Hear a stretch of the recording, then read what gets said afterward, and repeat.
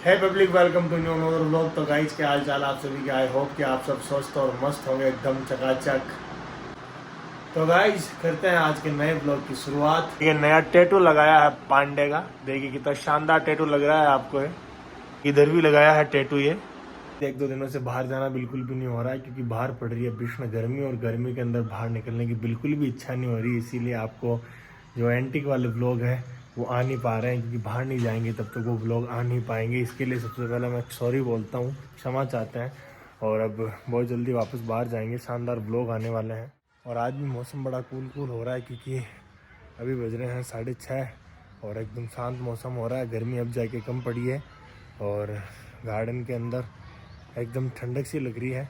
बहुत ही प्यारा लग रहा है ये मौसम, बहुत ही शानदार है। आप पीछे देख सकते हैं कितना एकदम वातावरण एकदम अनुकूल चलते हुए मुझे एक बहुत ही प्यारी सी कहानी याद आ रही है, जो मैंने भी श्री प्रेमानंद जी महाराज के मुखारबिन से सुनी थी। बहुत ही सुंदर ये कहानी है। इस कहानी के अंदर भगवान के सामर्थ्य की बात बताई हुई है कि भगवान क्या क्या कर सकते हैं। इस वीडियो को पूरा देखना, बहुत प्यारी ये कहानी है, आपको भी बहुत ही सुंदर लगेगी। मैं यहाँ टहलते हुए आपको पूरी कहानी सुनाता हूँ। और ये एक सत्य घटना है, ना कि ये कहानी है। तो सुनिए। एक गांव के अंदर एक संत आए हुए थे और बहुत ही बड़े संत थे। वो संत प्रवचन सुना रहे थे, भगवान के बारे में बता रहे थे, कह रहे थे कि भगवान ईश्वर मालिक चाहे जो कर सकते हैं। तो वहीं पे उन प्रवचन को उसी गांव का एक सेठ भी सुन रहा था। वो सेठ उन महाराज श्री से कहता है कि महाराज जी, आप कह रहे हैं कि भगवान चाहे जो कर सकते हैं। महाराज जी ने कहा कि बिल्कुल बच्चा, भगवान चाहे जो कर सकते हैं। उस सेठ ने कहा, महाराज जी भगवान चाहे जो कर सकते हैं, तो बताइए क्या मेरी इच्छा नहीं है खाना खाने की? भगवान मुझे ज़बरदस्ती खाना खिला सकते हैं? तो संत ने कहा कि बिल्कुल तुम्हें ज़बरदस्ती भगवान खाना खिला सकते हैं। फिर वो सेठ कहता है कि महाराज जी, अगर ऐसा हुआ तो मैं पूरा जीवन भगवान के नाम समर्पित कर दूंगा, आप मुझे ऐसा कोई चमत्कार दिखाइए। संत भगवान ने आंखें बंद की और भगवान से प्रार्थना की कि हे प्रभु, आज एक भक्त की परीक्षा है, तू पार लगाना। और इतना कह के महाराज जी ने कहा कि आप जाइए, जंगल के अंदर कोई भी एक मंदिर हो, किसी भी देवता को वो मंदिर हो, वहाँ पे जाके भोग लेके जाइए और भोग लगा के आइए, आपको पता चल जाएगा।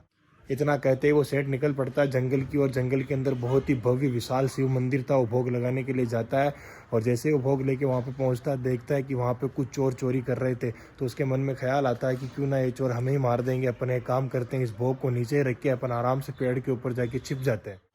और वो सेठ उस भोग के टिफ़िन को पेड़ के नीचे रख के पेड़ के ऊपर जाके बैठ जाता है। चोर चोरी करके जैसे वहाँ से गुजर रहे होते हैं, उनकी नज़र एकदम उस टिफ़िन के ऊपर पड़ती है। तो उनका जो सरदार होता है वो कहता है कि इस घने जंगल के अंदर ये टिफ़िन लेके कौन आया? तो उस सरदार के जो साथी थे वो साथी कहते हैं कि सरदार जी, कोई भी आया हो, हमें तो खाना खाने से मतलब, देखते हैं इस टिफ़िन में क्या है। जैसे वो टिफ़िन को खोलते हैं, टिफ़िन के अंदर खीर, मालपुए, बहुत सारी चीज़ें थी।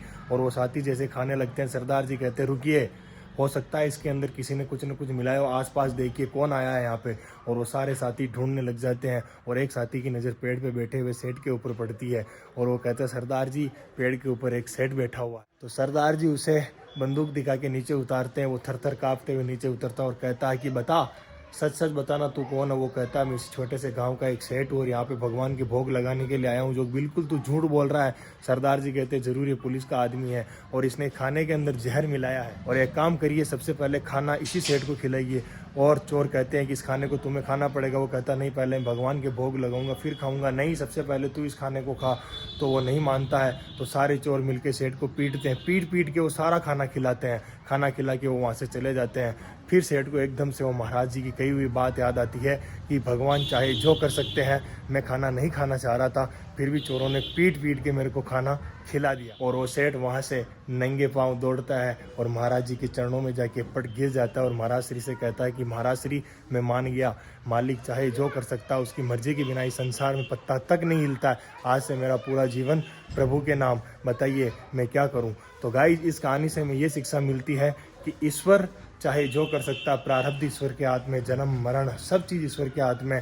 वो मालिक, उसका विधान, वो पल भर में न जाने क्या क्या कर सकता है। इसीलिए ईश्वर पे विश्वास रखिए। अगर जीवन में कोई भी संकट आए, आँख बंद करिए, जो भी आपका इष्ट है उसे पुकारिए, मालिक आपकी मदद करने के लिए ज़रूर आते हैं।